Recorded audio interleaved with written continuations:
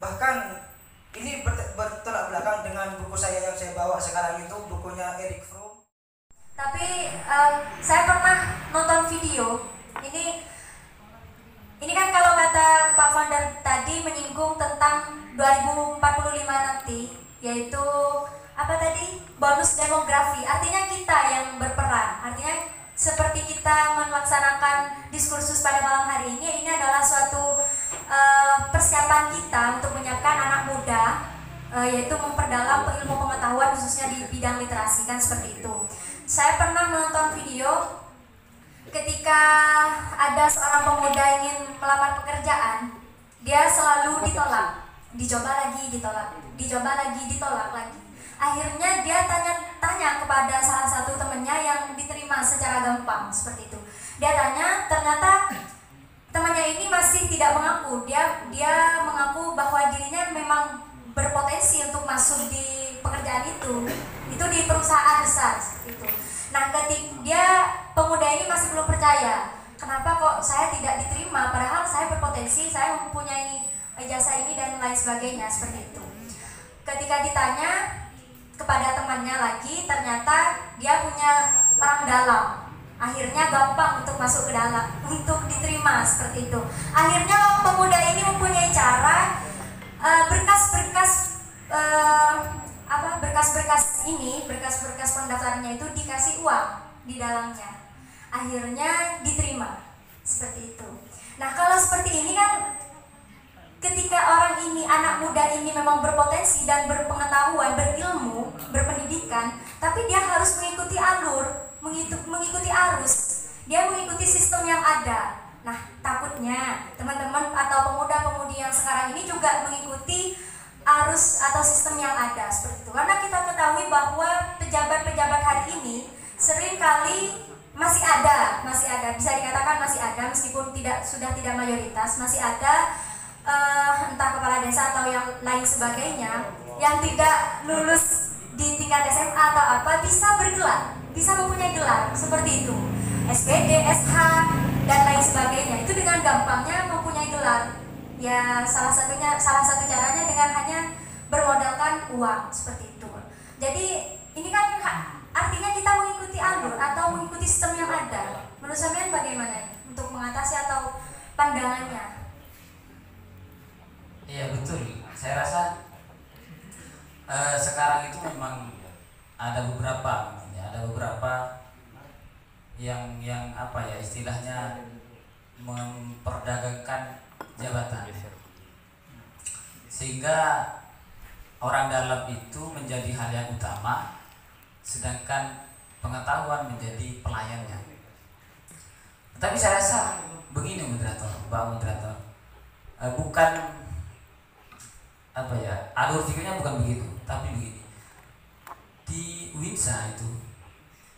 Winsa sebut merek ya saya. Di situlah, di salah satu kampus besar, nanti bisa bisa. Oke. Salah satu kampus besar, ketika mau ikut beasiswa, ketika hanya mengandalkan orang dalam, orang atau relasi yang ada di dalam, itu kurang cukup. Ternyata harus ditunjang oleh ilmu pengetahuan yang bagus. Jadi itu saya rasa yang perlu kita pikirkan. Dan perihal masalah sekarang, sistemnya sudah rusak. Kata Mbak Moderator tadi bahwa orang yang masuk di atas itu bukan atas dasar ilmu pengetahuan yang baik, bagus dan semacamnya, tapi atas dasar relasi yang baik.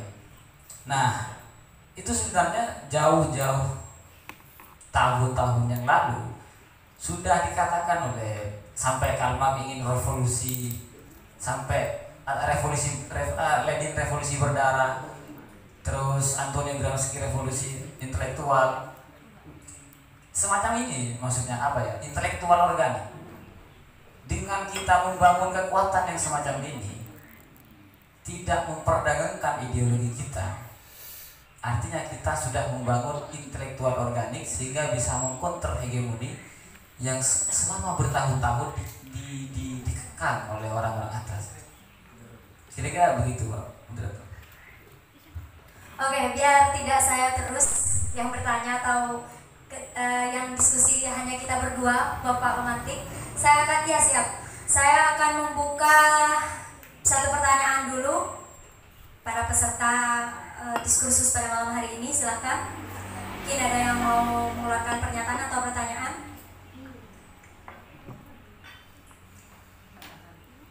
Oke, tidak ada ya.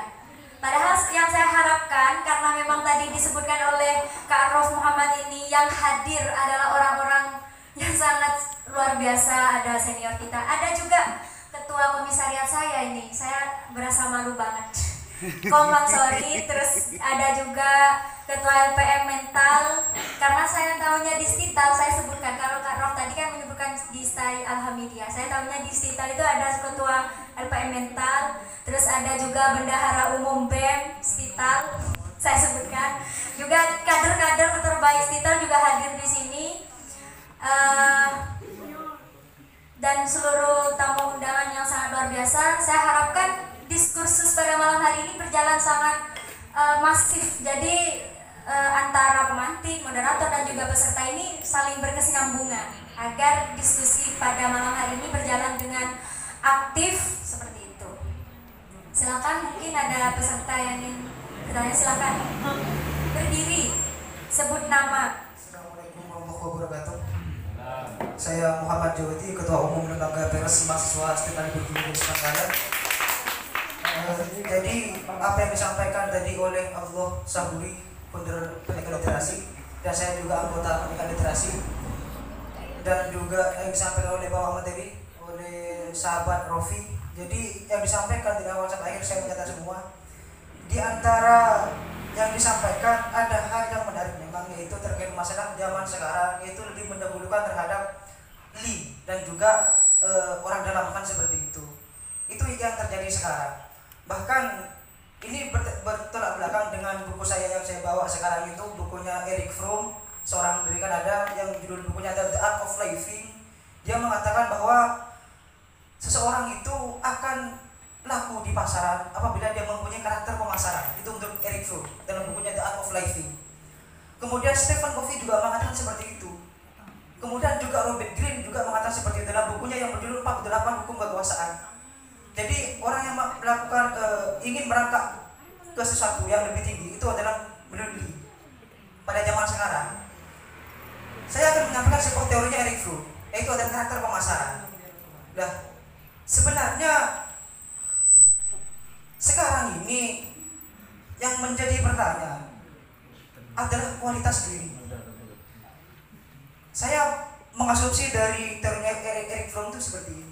Kalau seumpama kita memiliki kualitas diri yang bagus, EQ, intelektual dan sebagainya, baik dari soft skill dan hard skill itu mumpuni, otomatis link akan datang sendiri tanpa kita harus mencari link. Tapi pada kenyataannya sekarang banyak mahasiswa itu bahkan mencari link. Itu bahkan ketika saya diambil kesimpulan bahwa pengetahuan ini dikesampingkan oleh link seperti itu, ya kan? Padahal tidak seperti itu. Saya mengambil contoh dari penulis Laskar Pelangi, yaitu Andrea Hirata, ya kan? Dia itu mendapatkan beasiswa sampai ke Eropa, kan? Karena kenapa? Ada kualitas diri Andrea Hirata itu sendiri. Dia seorang penulis. Nah, berhubung dia memiliki kualitas diri, akhirnya link datang sendiri tanpa kita harus mencari link. Ya kan seperti itu. Cuma pada kenyataan sekarang tidak seperti itu. Ini yang menjadi problem pertama terhadap lingkungan yang ada di sekitar ini. Nah, jadi saya minta terhadap Bapak materi untuk menjelaskan terkait bagaimana kok sekarang ini bisa itu yang terjadi. Ilmu pengetahuan dijadikan nomor 2, bahkan link yang dijadikan utama seperti itu. Padahal kenyataannya tidak seperti itu. Bahkan seharusnya itu adalah ilmu pengetahuan, ya kan? Kalau kita seorang yang berkualitas, otomatis orang yang akan menjadi kita, bukan kita yang menjadi orang, kan seperti itu kan? Jadi sekarang ini adalah kualitas diri yang perlu ditekan melalui pendidikan literasi ini, mengolah kualitas diri untuk yang lebih baik seperti itu. Oke ya, paham Pak Moderator? Oh iya Bu Moderator, Bu Resma. Oke, mungkin itu yang saya dapat sampaikan melalui teorinya Erich Fromm dalam bukunya The Art of Living. Terima kasih. Siap, terima kasih Pak PO LPM Mental Hospital. Kalau tidak salah itu bukunya beli kemarin di bazar ya? Ya, dapat dari Ina. Oh. Kabar. Karena LPM Mental ini punya usaha sekarang, yaitu membuka bazar. Jadi buat para tamu undangan mungkin mau cari-cari buku murah dan berkualitas, silakan datang ke stand bazar LPM Mental seperti itu. Lagi ya, ini promosi lagi ya. Sponsor. Jadi karena pendidikan literasi kan juga bekerja sama dengan LPM Mental seperti itu. Pertanyaannya Bapak pemantik, yaitu bagaimana sih, kenapa kok sekarang ini malah pengetahuan dikesampingkan, kok link yang diutamakan seperti itu, ke orang dalam? Karena yang kita ketahui bahwa yang ditanyakan oleh Jawadi di sini adalah ketika kita sudah melakukan penguatan diri, yaitu memperdalam atau memperbaiki kualitas dari diri kita, tapi seringkali mahasiswa atau pemuda-pemudi di sini masih mencari link. Seperti itu. Kan katanya kalau orang hebat ini bukan link yang mencari kita, bukan kita yang mencari link, melainkan link yang akan mencari kita. Kalau bahas peribahasa Madura itu saya pernah mendengar seperti ini. Sudah labani bejenah or bila kok saya nggak oreng, tapi bila orang saya nggak angkot, seperti itu. Itu kata motivasi peribahasa Madura seperti itu. Jadi bagaimana atau kenapa kok pemuda sekarang ini masih mengutamakan link bukan pengetahuan? Seperti itu. Silakan. Jadi sebelum saya jawab, di sini juga hadir mantan ketua komisariat Stirwa dan juga pasukan Banser Kecamatan Belega. Saya merasa terhormat sekali karena didatangi oleh beliau. Berbicara tadi tentang masalah kenapa dan apa sebabnya. Pertama saya ingin katakan bahwa link itu lebih tinggi daripada pengetahuan. Itu tidak di semua tempat. Ada di tempat-tempat yang masih murni mengandalkan ilmu pengetahuan. Bukti yang sekarang sangat viral adalah di Partai Demokrat itu. Di Partai Demokrat itu AHY langsung masuk ke jadi dicalonkan sebagai calon gubernur. Dilarang bawa nama merah. Oh ya, kira-kira nanti bisa dikat lagi. Gak apa-apa, Saya ingin merdeka. Merdeka literasi bebas. Siap-siap, maaf. Jadi karena memang beliau itu tidak berdasarkan kaderisasi partai, maka ada sebagian kelompok yang tidak menginginkan beliau jadi itu, sehingga ada proses KLB. Artinya ada link yang didahulukan atau link yang diataskan dari pengetahuan itu tidak di semua tempat, tapi di beberapa tempat memang ada. Lalu kenapa itu bisa terjadi? Karena memang ada kepentingan di balik itu. Ada kepentingan A, sehingga untuk mencapai kepentingan itu harus orang yang sama dari segi paradigma, pikir dan semacamnya. Orang yang bisa dikelola otaknya. Oh, hari bisa aja norok engkau ketika bingko esok A. Ada kepentingan di balik itu. Artinya dikaburkan pengetahuan objektivitas menjadi pengetahuan subjektivitas. Sehingga ketika mengkaburkan pengetahuan objektivitas menjadi asas priori atau pengetahuan subjektivitas, maka yang terjadi seperti itu. Walaupun saya tekankan lagi tidak di semua tempat. Kira-kira begitu, moderator. Jadi dari pemantik mengatakan bahwa memang ada link itu diutamakan, tapi tidak di semua tempat.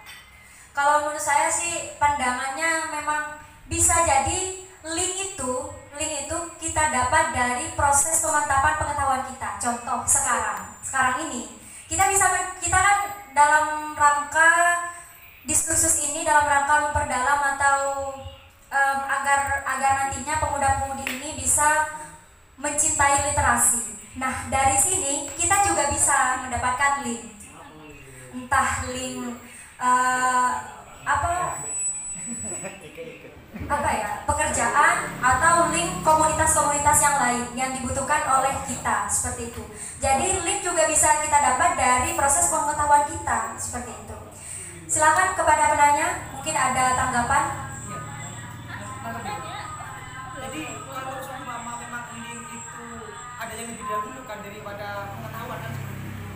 Menurut saya ini bertentangan dengan teorinya yang disampaikan oleh Francis Bangko ya. Karena mengapa? Karena beliau mengatakan bahwa dengan ilmu pengetahuan kita akan menguasai alam kan seperti itu. Tapi ternyata ada link yang menguasai kan seperti itu. Ini bertentangan dengan teorinya sampai yang disampaikan seperti itu. Nah, kemudian satu ya, yang kedua, ketika kita mendahulukan ini yang tertera tema yang merah di banner kreasi untuk negeri itu kemana? Karena begini, kalau seorang yang berkualitas ya, ataupun maksudnya ada orang yang tidak berkualitas, namun dia memiliki link yang bagus, akhirnya bukan yang seharusnya dia tidak mumpuni, kemudian dia memilih yang baik, akhirnya dia masuk. Akhirnya apa yang terjadi?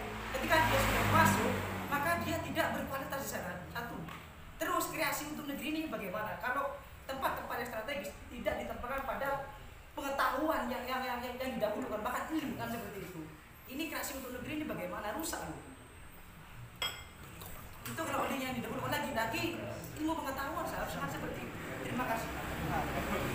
Jadi tanggapan dari penanya di sini yang pertama, menurutnya itu bertentangan dengan apa yang disampaikan oleh Bapak pengantin tadi, yaitu Francis Bacon yang disampaikan bahwa kita bisa menguasai dunia. Tapi kalau yang diutamakan adalah link, yaitu bertentangan seperti itu. Bukan pengetahuan lagi yang didahulukan, tapi link, bukan link ya.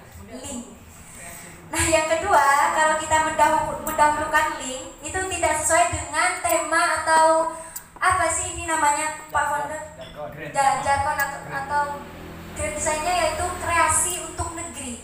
Yang pertama itu ketika ada orang yang tidak berpotensi, tapi dia kuatnya di link, terus masuk, terus berhasil, tapi dia tidak akan berpotensi seperti itu menurut beliau, menurut penanya, dan juga tidak sesuai dengan kreasi untuk negerinya itu yang mana? Apakah link di sini sudah termasuk kreasi untuk negeri, bukan lagi pengetahuan seperti itu? Silahkan. Iya, cukup mantap ya. Tapi jangan 2 kali, mantap nanti.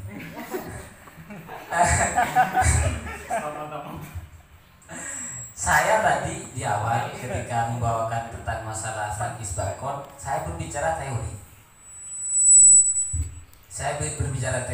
Ketika menjawab pertanyaan dari sahabat Jawadi, saya sudah berbicara fakta. Walaupun tidak semua fakta, saya berbicara rentetan fakta yang ada. Sehingga apa yang dikatakan bahwa tidak sesuai dengan teori Francis Bacon, tetap memang seyogyanya seperti itu, tetapi fakta yang ada di lapangan seperti itu. Lalu apa tadi? Kreasi. Gimana kreasi? Tidak sesuai. Yang kalau yang pertama, kalau mendahulukan link. Saya tidak pernah menekankan bahwa link itu didahulukan, tapi lagi-lagi fakta yang berbicara di lapangan seperti itu.